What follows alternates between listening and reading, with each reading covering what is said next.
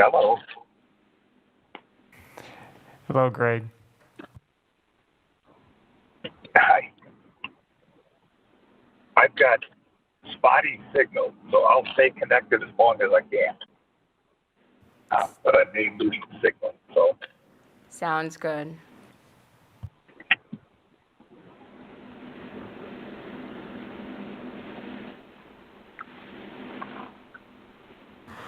All right, it is 5 o'clock, and I will call this policy committee meeting to order. Ms. Julie, may we please have a roll call? Yes, we may. Amy Levy. Here. Spencer Anderson. Present. Greg Snyder. Here. The roll reflects all members present. Thank you so much.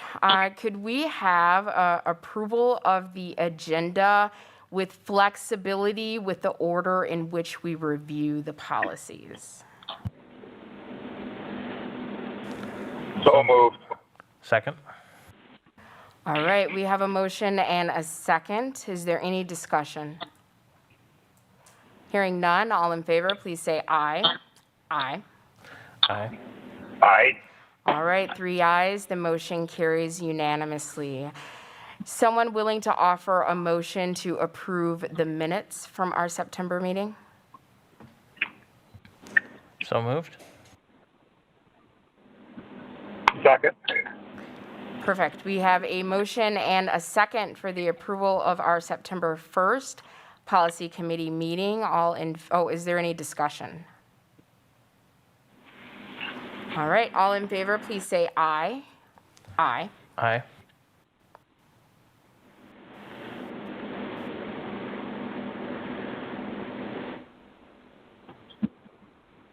Thank you. Any opposed? Any abstentions? Greg, I just want to confirm, did you say aye? That is correct. Thank you so much. All right, motion carries unanimously. That brings us to our first policy for review, Policy 187. Before we dive in, I would like to thank Pam Charles for bringing Policy 187 to the attention of the board through threat of legal action. After consulting with our legal team, it has been determined that the policy in question, worked on by Ms. Charles during her time as a board member, may be unconstitutional. Our policy committee is moving expeditiously to correct this error. All right. So, Policy 187, thank you for making your recommendations. Attorney Love and to the other attorneys that worked on this. I will start by yielding to the floor to board members Anderson and Schneider. Do you have any questions, comments, or concerns thank you for projecting that, Ms. Julie, I appreciate it. With the adjustments made to Policy 187, and then I will follow up with my comments.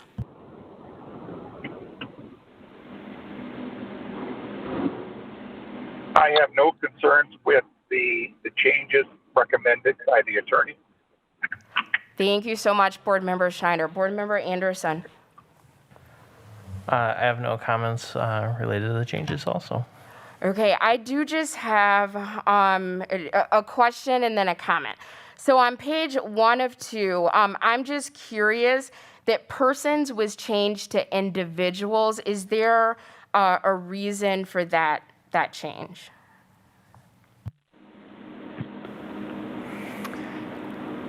Yeah, I believe this was one that was recommended in terms of changing citizens to members of the public. They thought persons was more appropriate to say individuals to be more generic in terms, but I'm making an assumption on that part. I don't think that specific one was from Ms. Love. Okay, and I'll get to citizens in a minute, but I was just curious, like persons was changed to individuals. I just wanted to know, is there any technical reason for that you're aware of, Attorney Love? No, it was really more of, I was looking for consistency Okay. of terminology. Perfect. And I have no issue with individuals. I do have a concern with citizens, and I know it was changed, like at the bottom, citizens was changed to members of the public. Sounds great. And here's the reason for the concern. If we go to page 202, the last bullet point that is not up to be removed, persons was crossed out and replaced with citizens. I don't want any undocumented families that we serve as a district to feel like they cannot engage with the board through public comment. And I know citizens was changed to individuals before.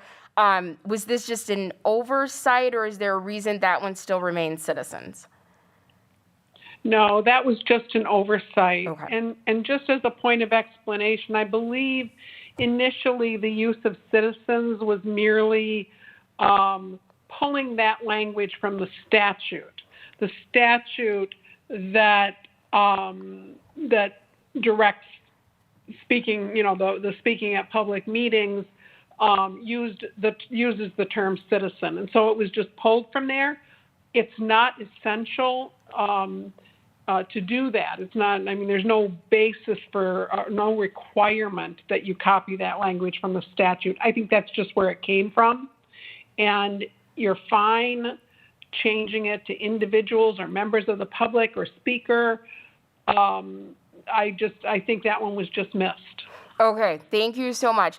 So, Ms. Julie, if you can make sure the second to the last bullet point, where persons is crossed out instead of citizens, we'll have individuals, just so that we're consistent throughout the document.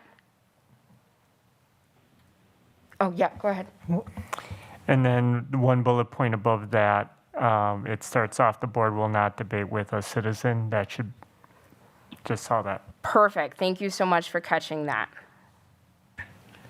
And for clarification, in the one that is the bullet point before the last, there is another mention of citizen. Do you also want that one changed? Yes, anytime citizens, if we could change that to individual, Okay. that would be very helpful. Thank you so much. Absolutely. All right, so last call for comments, questions on policy 187.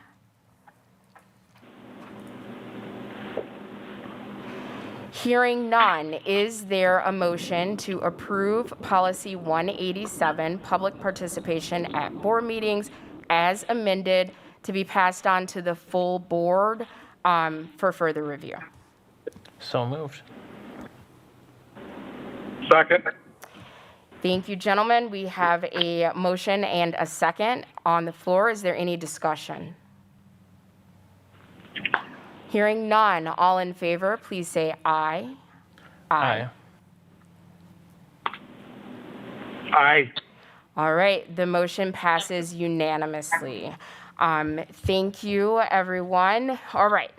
So moving on, just one quick announcement. The board does have a closed session proceeding that is scheduled to start at 6. We want to make sure that we are on time for that. So if it's okay with our board members and our superintendent, I would like to be intentional about wrapping this meeting at 5:50 so that the board can have a few minutes to reset before we move into that next meeting. Does anyone have any objections to that? No. No objection. Perfect. So we are going to move thoroughly but efficiently. We're going to attempt to get through everything on our roster, and anything that we do not get to as we approach 5:50 will be postponed for our November meeting. Perfect. All right. What I would like to do is handle the remaining policies in a 2-step process. One, I would like to see if we can do any grouping and merging.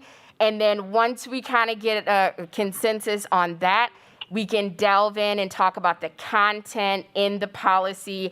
And I will begin, once we get to that point, by yielding the floor to my colleagues. And then any remaining questions or comments that I have, I will save to the end. So what I am proposing is that we first review, and Attorney Love, help me with this if I misstate, policy 542.31, non-paid short-term leave of absence for support staff. And the reason I want to start with that is, Attorney Love, I believe your note says that we could remove this policy. Actually, no, I misspoke. Policy 556.2, non-paid short-term leave of absence for administrative support staff. And I wanted to start with that because I believe it's going to be the easiest. If I am understanding your note correctly, Attorney Love, the content of that policy has already been merged with policies 532.3 and policy 542.3 Rule 1. Is that accurate? Yes, it may not have been merged verbatim, but as we go through the other policies, the recommendation, and really the procedures as well, the recommendation is that the board policy designate that the superintendent shall implement policies to address leaves of absence and other absences.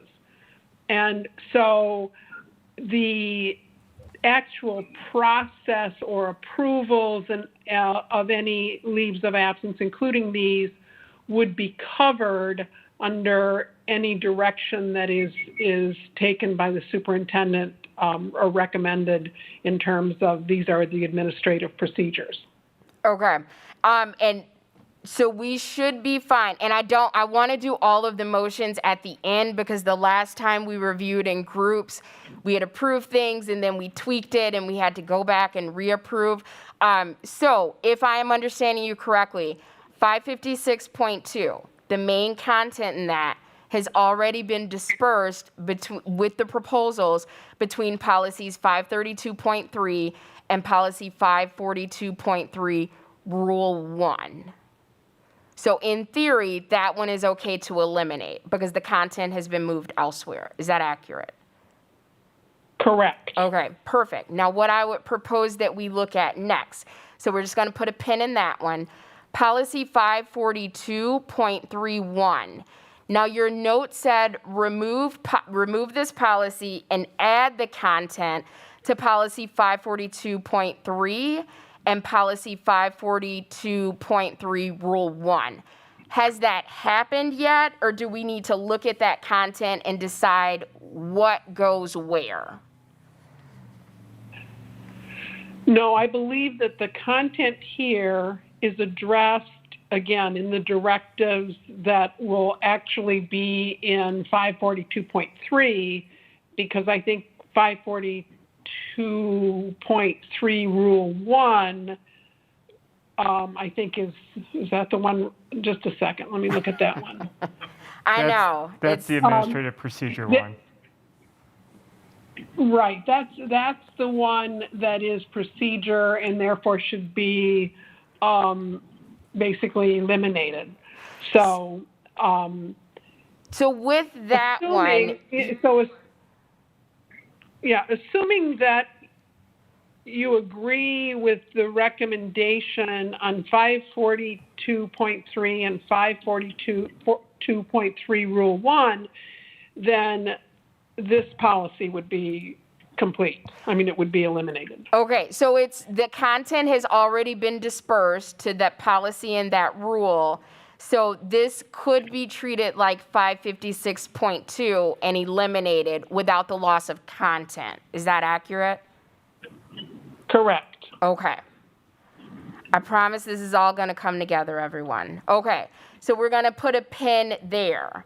Now, if we go to, I want to look and see if we can combine policy 222.1, which is administrative staff absences, policies 532.3, professional educator leaves of absence, and policy 542.3, support staff leave of absence. But I have a question.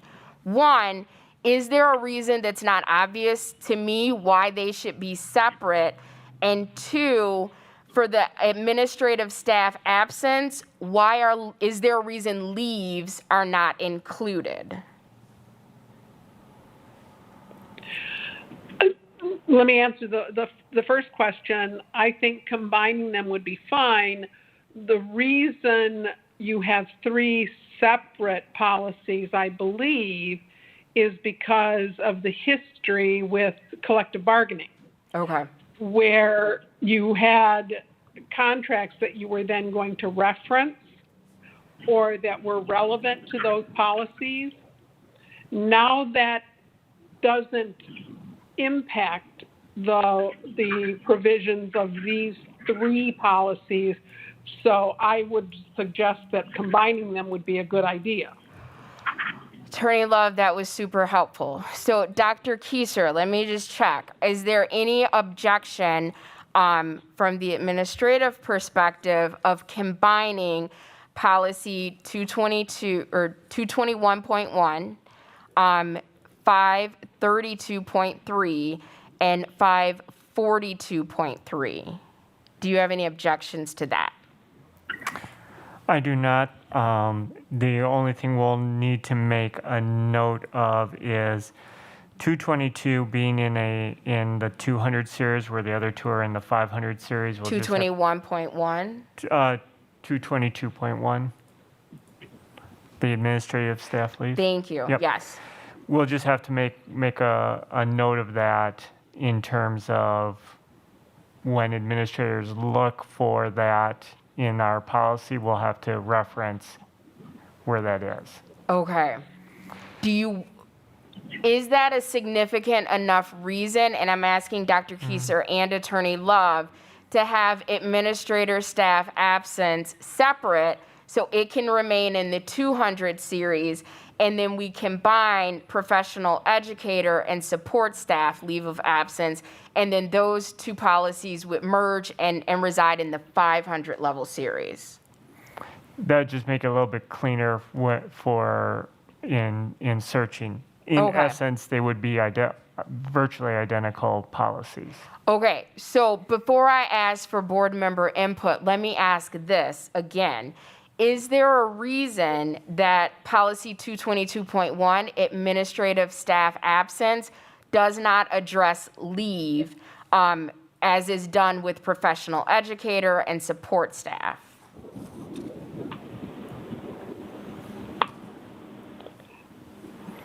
I think it's probably, again, a matter of the terms that might have been used in collective bargaining. That there may have been additional types of leave available to professional educators, for example, that weren't available to your administrative staff. So I let don't me know that for a fact, but I Right. think that could be an explanation as to why the term does not appear with the in the policy of administrative staff. Yeah, go ahead, board member Anderson. So, looking at the bottom of the policies under legal, they're both referencing different points for the administrative and the for like support staff so if you look at the legal for each of them, they have different points that they're referencing. I'm assuming that's probably why they're split up. So like for administrative, it's referencing 118.24, and then the support staff is referencing 103.1, 111.7, and the professional educator is referencing the 103.1. So if you go look at them, they're referencing different points in the law.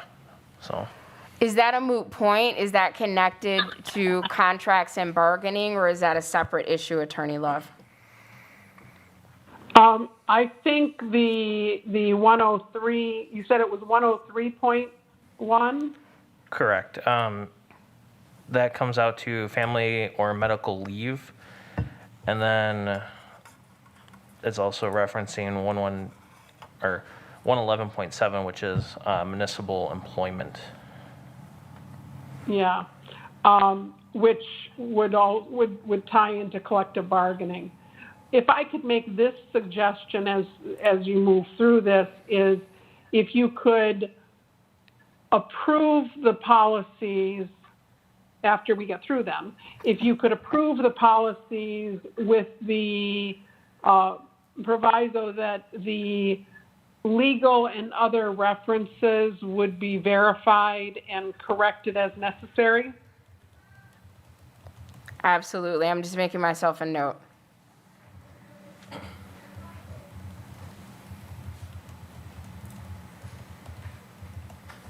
Okay, so my next question is, okay, when thinking about administrative staff, professional educators, and support staff, for professional educators and support staff, when it comes to leave, which is not included in the policy for administrative staff, the three options are long-term leave of absence, unpaid leave of absence short-term, and unpaid leave of absence long-term. Do administrators have those same three categories of leave? In part, I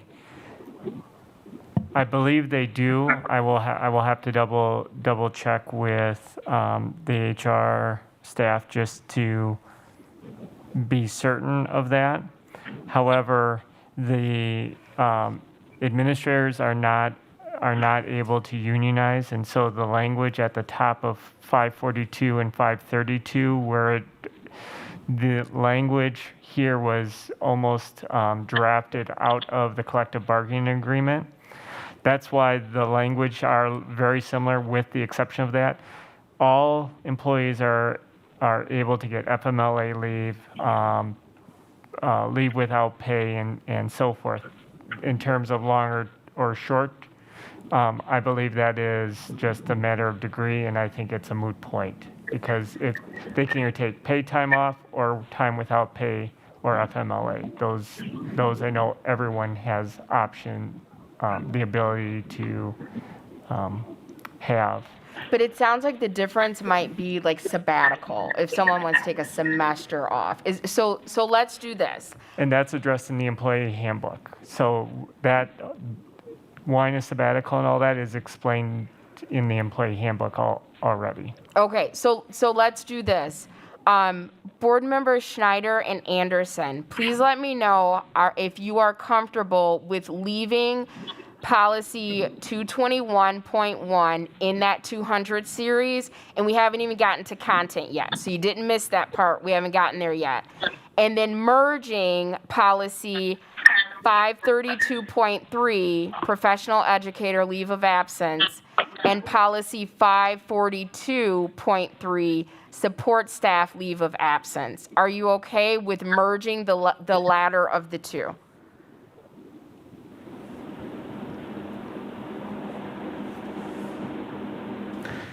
I would be okay. I am okay with. Sorry. Yeah, I'm okay with your suggestion. Okay, sounds good.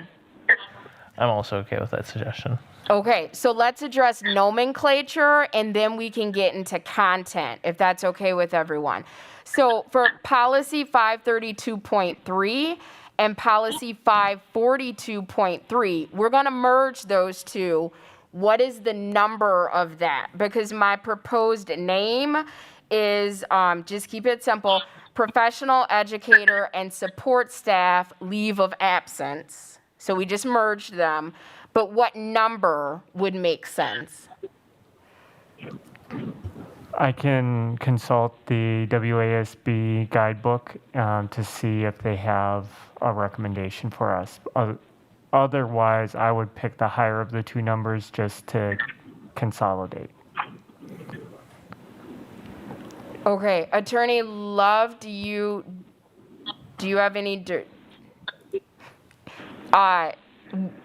What recommendations could you give us on the numbering when we're merging policies? I don't think that.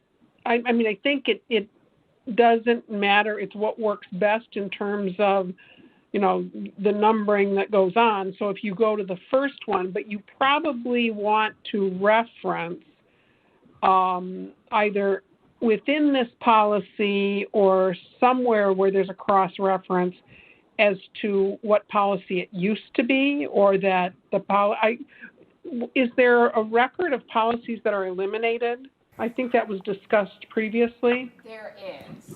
Yeah, there is. So whichever one you eliminate, that would be referenced in the policies that have been eliminated.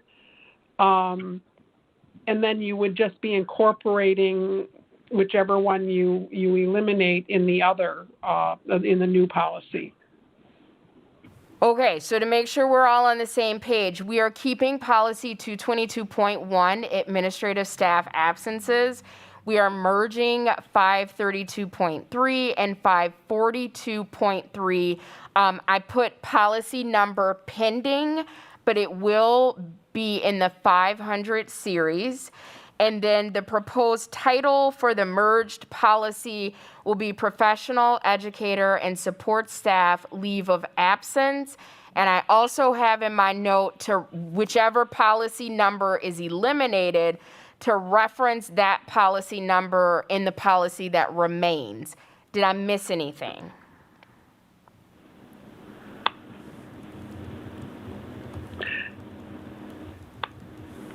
All right. I would just have a question. Sure. Currently the title is leaves and absences rather than leave of absences. That's how I have it. Is that not what I said? I thought you said leave of absences. No, I apologize. Professional educator and support staff leaves and absences. Okay. Okay.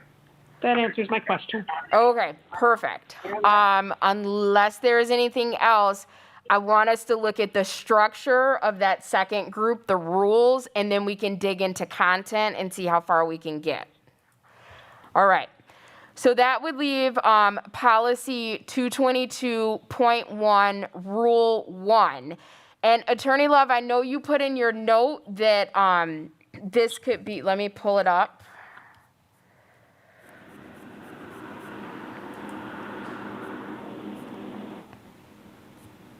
This policy is actually administrative procedure. Yep, so this policy is actually administrative procedure, therefore should be eliminated. My only hesitation is we have kept kind of the instructions for previous policies that we've worked on in this past year as additional information. So I want to make sure that we're remaining consistent unless there's a substantial argument not to do that. I don't have any objections. Okay, so we're going to go ahead and hold on to policy 222.1, rule 1, just for consistency. Now, we haven't gotten to content yet, all right? So the next thing that I would like to propose is combining policies 532.3, rule 1, and policy 542, rule 3 for the same, combining the rules for the same reason we combine the policies. Does that sound okay?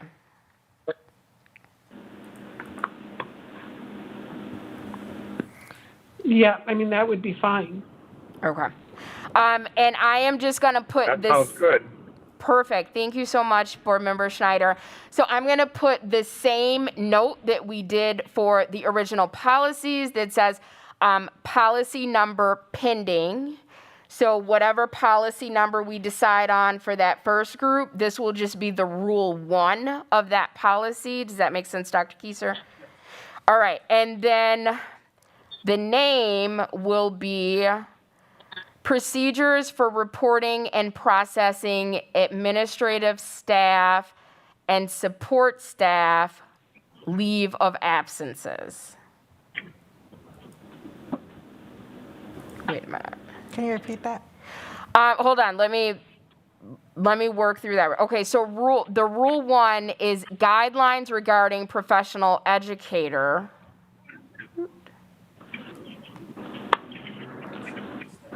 Okay, so let me ask you this, Attorney Love. Is there a difference legally between guidelines and procedures? Legally, I would say no. Okay. So is there any objection to changing guidelines to procedures as it is in policy 222.1 rule 1, just so we're consistent? I think the consistency is good. Okay, perfect. Let me check one other thing. So help me with this. Policy 532.3 rule 1 is guidelines, which we're going to change to policies or procedures. Thank you, Ms. Dooley. I can count on you. Procedures regarding, it just says professional educator. It doesn't say leaves and absences. Is there a reason that's not there?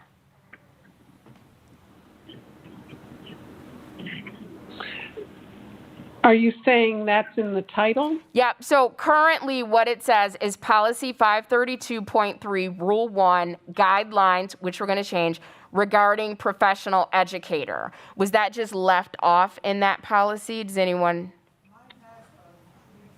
Mine has the words leaves and absences. at Okay, the end I'm of it. looking in board docs. So actually that makes it easier.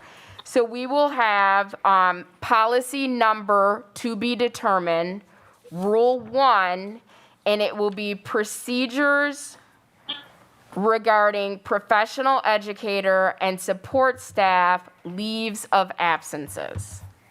Did I miss anything? Leaves and Leaves and Leaves and absences. absences. Yes.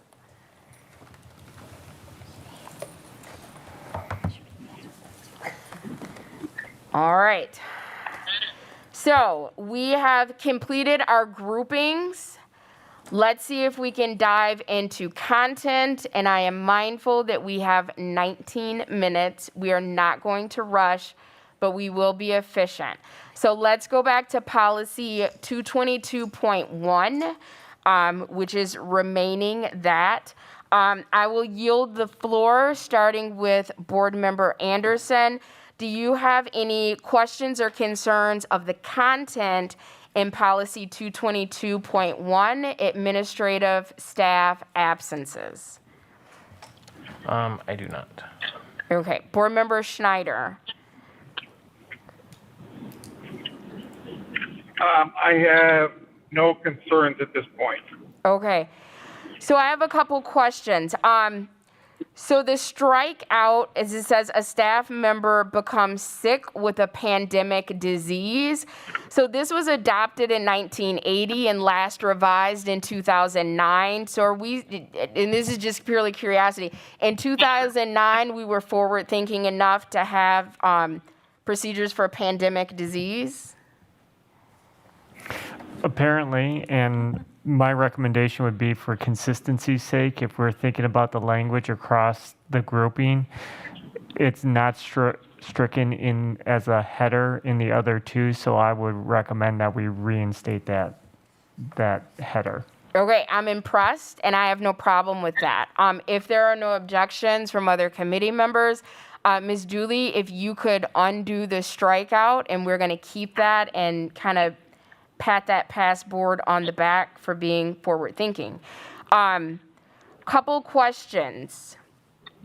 So when it says regular FMLA leaves as applicable, that is outlined somewhere and everyone knows the parameters for regular FMLA, and that is cross-referenced, correct? Within the employee handbook, yes. Okay. So one question, when it says that in the case of a staff member becomes sick with a pandemic disease, et cetera, that they are to use their vacation time, accrued sick leave, accrued compensatory time. Does this at all change if the staff member were or believes they were became ill with this pandemic disease through the course of their work. So if they believe they contracted a pandemic disease while at work, do they still have to follow this and use up their vacation time, their sick leave, their compensatory time? Yes, with the language that it is here, these would be the leaves or the time that they would have available to them to take leave. So here's the thing. What this made me think of is like workman's comp. If I got injured on the job, do I need to use my vacation time, my et cetera, while I'm recuperating?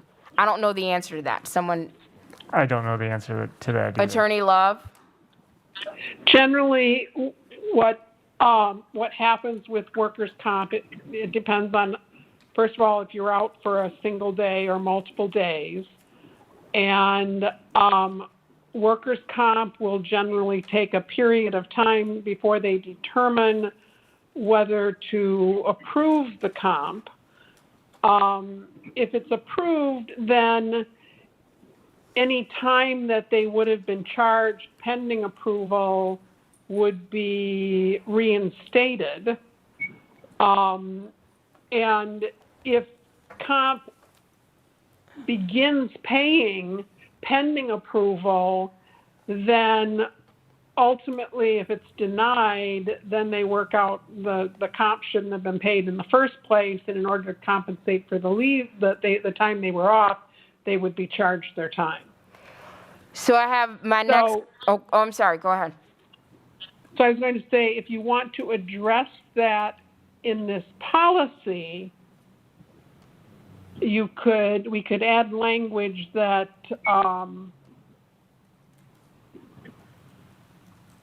acknowledges that the use of leave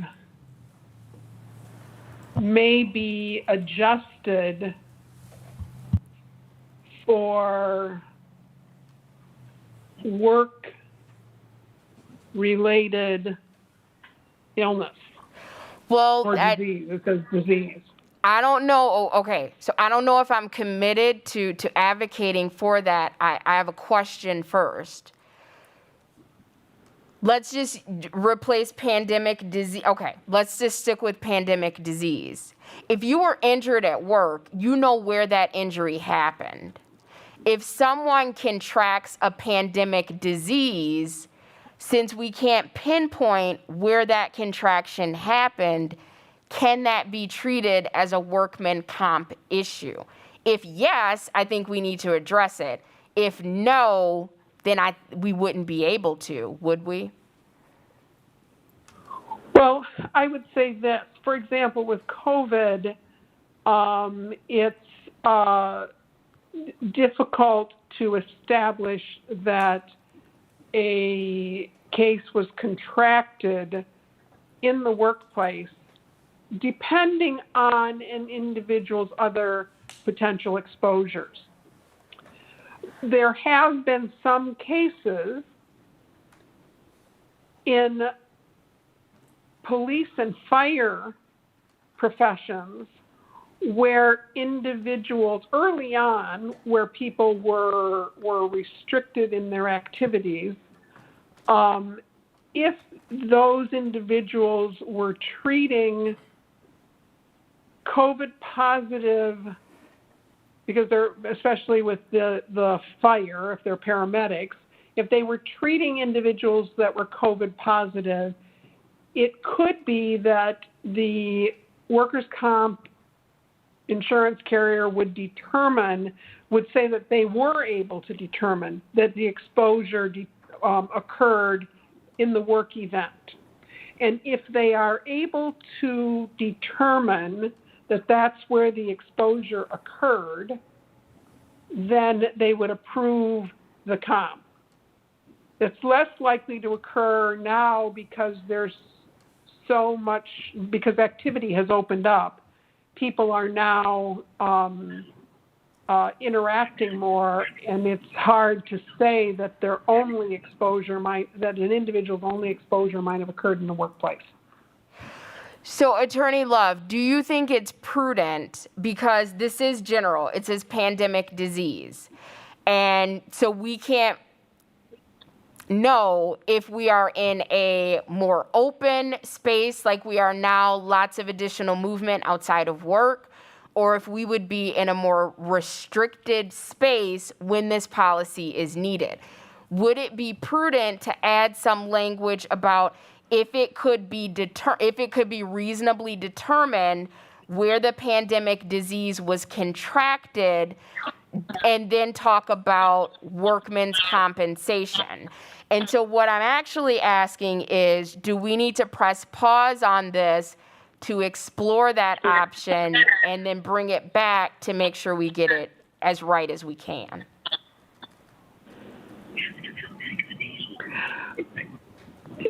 Let me ask this question, because I'm not sure. I'm assuming that you have a policy statement on workers' comp. I don't know that, but my suggestion would be is if you have a policy on workers' comp, then the issue is likely already addressed, and you would not need to incorporate it into these policies.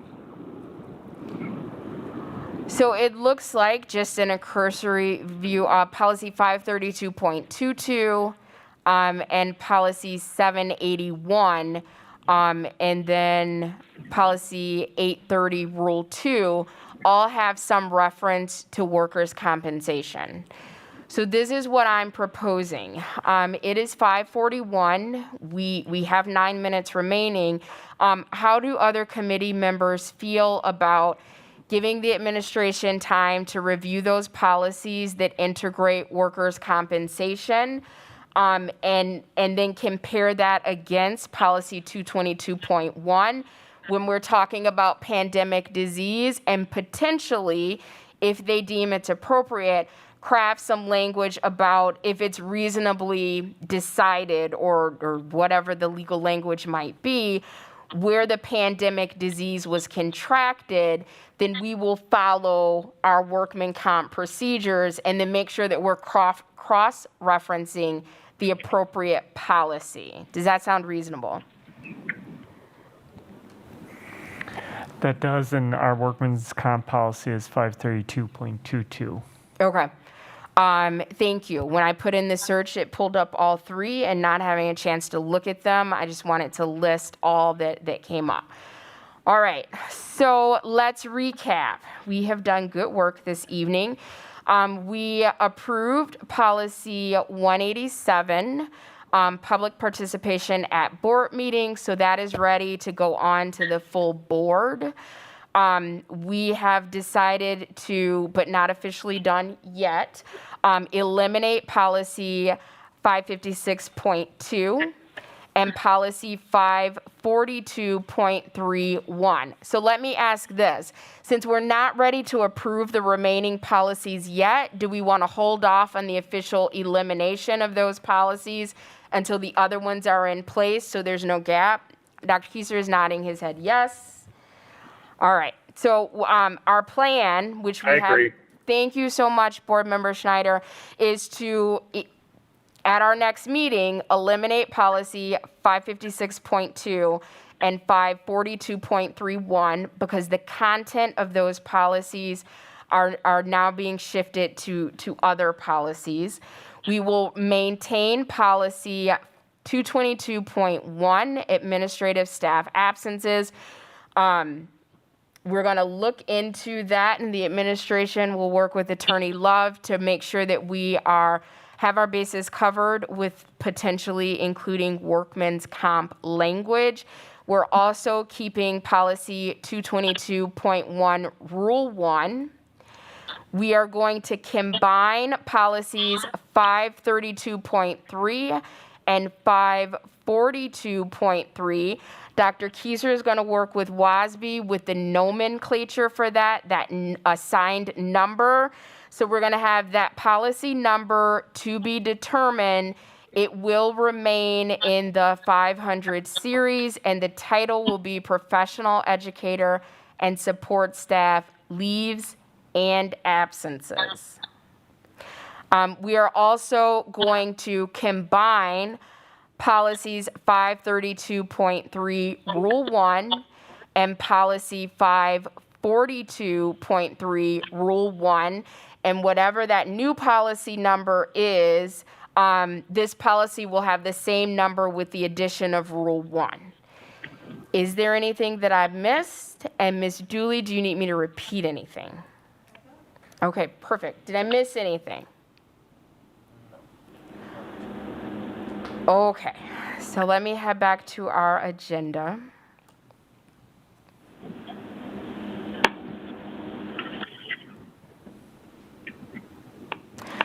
All right, so is there a motion to postpone all policies listed with the exception of policy 187, which we completed, until our November policy meeting?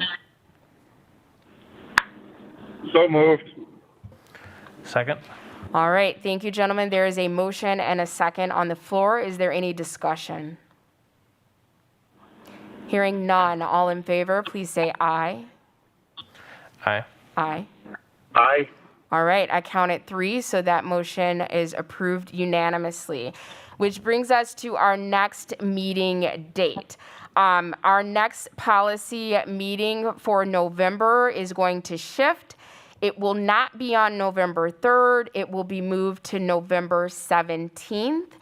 We had some scheduling issues we needed to address. So the next policy meeting will be Wednesday, November 17th at 5:30. All right. If there is nothing else from any committee members, Attorney Love, or Dr. Kieser, I would entertain a motion to adjourn. So moved. So moved. Second. All right, we have a motion and a second. Is there any discussion? Hearing none, Attorney Love, as always, thank you so much. You are a great help. All in favor of this? Absolutely. All in favor, please say aye. Aye. Aye. Aye. All right, there's 3. Motion passes unanimously. Thank you, everyone. Thank you, Dr. Kieser. Thank you.